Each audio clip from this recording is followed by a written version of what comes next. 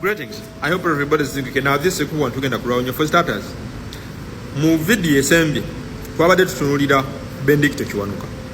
Nze nno mwogerako ng'omwana wa Buganda eyalibwamu olukwe bannaffe ffe kennyini Abaganda nkiddamu ffe Abaganda yeffe abalyamu Benedicto Kiwanuka olukwe. Wabula olukwe lwatuuka lutya, ani yaluleeta, lutandika lutya? Mweno video tutunuulidde Obote alimba atya Mengo establishment, agikozesa atya, ate era agiryamu atya olukwe.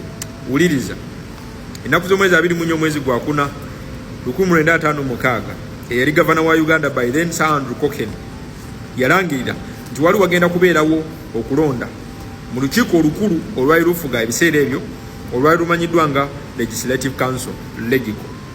Amawulire gano gaali gassanyu mu Bulange oba gaali gassanyu mu Mengo establishment. Era oluvannyuma lw'okuwulira amawulire gano mu mwezi ogw'E11 ng'ennaku z'omwezi 22 omwaka gwe gumu, olukiiko lwa Buganda lwali lukulemberwa Raphael Kasule lwateekawo komite ey'enjawulo eyali egenda okuwandiisa abantu, era eno komiti ye yali ebaga obukuunizo qualifications ez'abantu abali bagenda okwesimba. Komiti eno yaliko abantu bano wammanga. Yaliko Amos Sempa, ono yali minisita w'ebyokusoma mu gavumenti ya Ssekabaka Muteesa II, kwaliko Daniel Bakabulinde, kwaliko Matia Wamala, kwaliko Ignatius Musazi, nga kuliko ne Joshua Luyimbazi. Komiti eno gye tuli mu kwogerako ebimu ku bukuunizo bwe yateekawo ku bantu abali bagenda okwesimba mu lukiiko olukulu Legislative Council. Walina okuba ng'oweza emyaka 27 ng'osobola okwogera bulungi Oluzungu, ng'olina property eweza euros 2,000, ate ng'osobola okusasula registration fee wa euros 50. Mwe abaali bagenda okulonda ebiseera ebyo walina okuba ng'oweza emyaka 21, walina okuba ng'olina ettaka, ate ng'obadde oba ng'owangalidde mu Buganda okumala emyaka 3. Wabula mpulirizamu katono, emitawaana gyatandika nga n'akalulu ka Legico tekannatuuka. Lwaki? Kino kyava kulangirira kwa Sir Andrew Cohen okugamba nti bagenda kugaziya oluguudo lw'eggaali ly'omuka okubira ddala mu Buganda okutuuka mu Western Uganda, era nga kino yali tali willing kusasula ttaka luguudo luno bwe yali lugenda kuyita. Byali by'amateeka oba byali bya mpaka.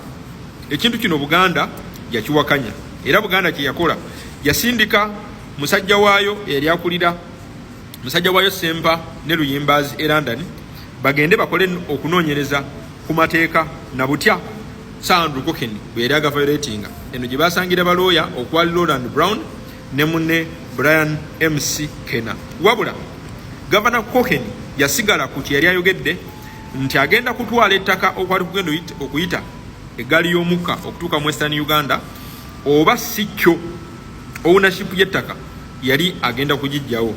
Kino nno kitutwala mwaka gwa 1957 omwezi ogwokubiri, olukiiko lwa Buganda we lwatuulira ne lusalawo ezimu ku ezo ensonga ze lwali lugenda okuwa Andrew Cohen. Buganda yeeyawule ku Uganda. Awo tutunulidde the Buganda secession, era baawa ensonga zaalinga 3. Ezimu ku zo okutwala ettaka lyabwe ku kifuba, ez'okubiri okuddusa Ssekabaka Muteesa mu deportation mwaka gwa 1953, era nga n'ensonga eyali ey'okusatu ye yali pulaani ya gavumenti ya Bungereza okucentralizinga eggye lya East African oba okuteeka administration yaalyo wamu ne Buganda nga bagitwaliddemu.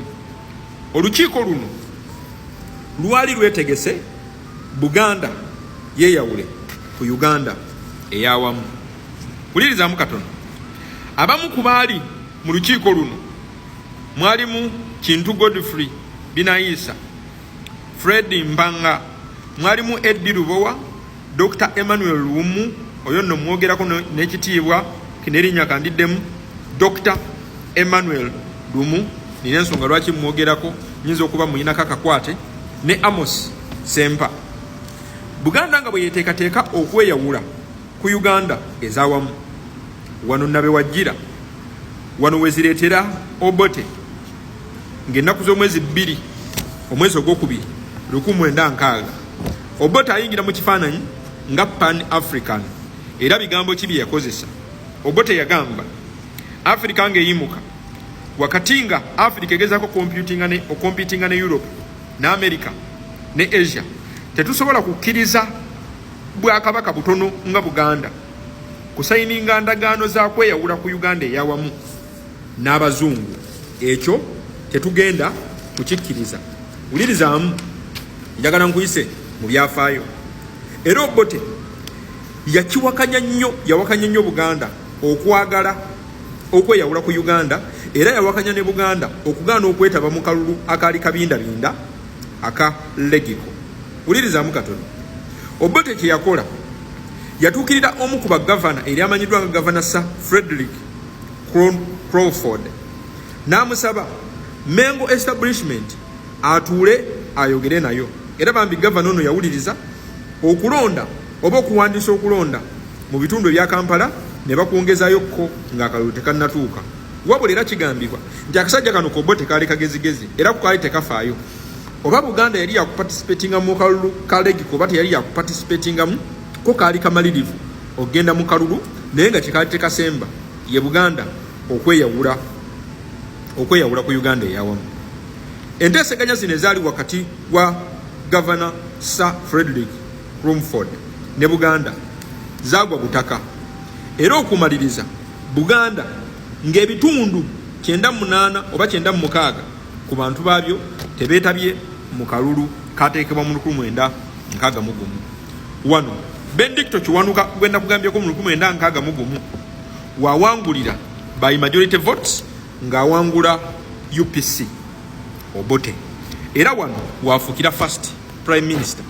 Wabula wulirizaako, newankubadde akasajja Obote kaali tekakkiriziganyizza na Mengo mu byonna bye yali eteesa, Obote kaalaba omukisa kagula bawala, kaalaba omukisa mu Buganda. Akagereka kiri nti Buganda yali tekwatagana na Bendicto Kiwanuka lwa nsonga Bendicto Kiwanuka yali mu Katuliki, ate nga kyali kitutte obudde gavumenti eno ey'abazungu, the British government, okugrantinga independence wansi wa Kiwanuka. Obote kalaba omukisa. Ani gwe katuukirira? Obote katuukirira omusajja yali amanyiddwa nga Abu Mayanja, ne kamumatiza nti senga Mengo yeegatta ne UPC basobola okusindikiriza okulonda okupya nga independence tennatuuka. Bwe gwaga mu matu ga Abu Mayanja, awo noteekawo Mathias Mpuuga, ono yadduka misinde e Mengo, era pulaani y'Obote bw'atyo ng'agiddusiza bw'atyo tate yagiguza Minister wa Education Amos Sempa akagereka kiri nti yali tayagalira ddala Bendicto Kiwanuka nga bw'olaba munnaffe atudde ku Mengo establishment olunaku olwaleero. Bw'atyo Amos Sempa, jjukira Abu Mayanja akubira Amos Sempa pass, bw'atyo nga zituuse ewa baffe Muteso w'okubiri kigambibwa mu nkukutu yali persuaded by Obote, era batuula mu meeting oba oli awo yali mu London mu September wa 1961. Bano basinkana ku Colton Tower mu London, era oluvannyuma lw'okwogerezeganya ku Obote ne Muteesa Ssekabaka ow'okubiri, olukiiko lwa Buganda lwakomya boycott gye gwali kukoze ku kulonda ne kusindika abantu baayo mu Lancaster Conference eno gye baali babagira ssemateeka eyali agenda okukozesebwa mu 1962.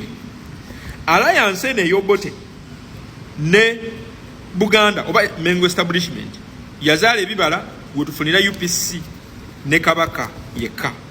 Video eggwa bweti mu kalulu akateekebwa mu 1962 weewaawo Mengo establishment yali emaze okulyamu Bendicto Kiwanuka olukwe, era Obote akalulu ako yakawangula 63. Ssekabaka Muteesa bamulayizanga ceremonial president, wabula waayita myezi mibale obutakkaanya ne bubalukawo, era tewaayita bbanga ddene.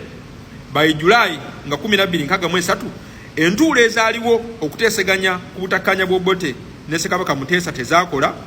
Oluvannyuma waayita emyaka 3 nga Obote alonze Amini okutwala Ssekabaka Muteesa emisinde olwa dispute ezahappeninga oluvannyuma lw'amasaza abiri gano Buyaga, amasaza abiri oba oli awo ge bakubako referendum. Ekibuuzo kiri nti ani yali amu munne olukwe? Tulonda bwe 2026